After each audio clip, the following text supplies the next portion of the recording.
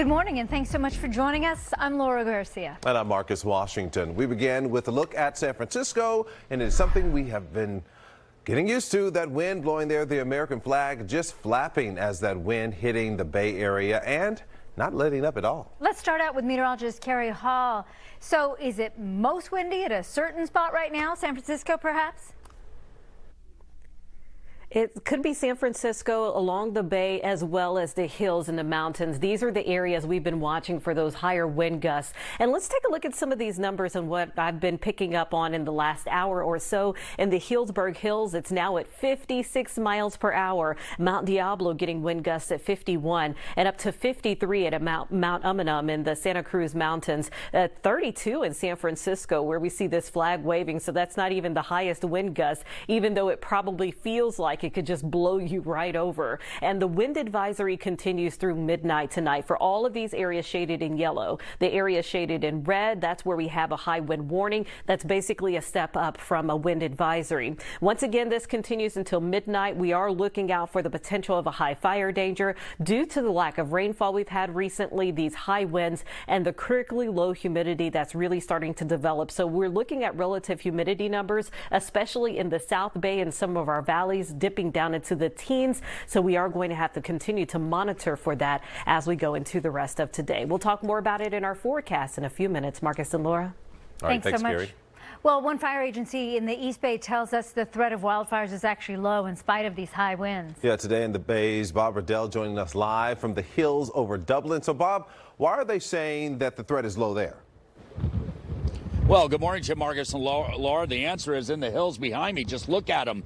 They're green and moist. They're not brown and dry, which is what we normally see during the high fire season. The Contra Costa County Fire Protection District tells me that because of this, they are not too concerned about wildfire danger during this wind event. However, they are concerned about structure fires that could spread and burn out of control. The National Weather Service has issued a high wind warning for parts of the North Bay and a wind advisory here in the East Bay through tomorrow, and you can see why. It's very gusty up here in these hills. I heard Kari mentioning 50-mile-an-hour gusts. I wouldn't be surprised if that's what we're experiencing right now.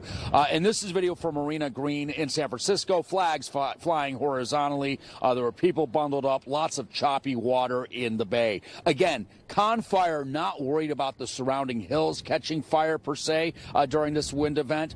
But if they did, they feel that a wildfire would be easy to contain since, again, the fuels are so green and moist. The challenge is when we start getting into what we refer to as exterior fires, which might be vegetation fires that burn into fence lines, outbuildings, that sort of thing. Now that's a completely different ballgame. Those are more susceptible to fire than that green grass. And so that's what happened last year, where we displaced quite a few residents. We had vegetation fires that burned into fence lines, outbuildings, that sort of thing, and then eventually burned into homes. Back out here, a live look in Dublin at the 580-680 interchange. The wind is strong enough to blow your car around the road, something to keep in mind, especially if you drive a high-profile vehicle. Just got to be careful out here, you know. It will definitely take you in different directions. But yeah, my eyes are watering now. It's crazy, man.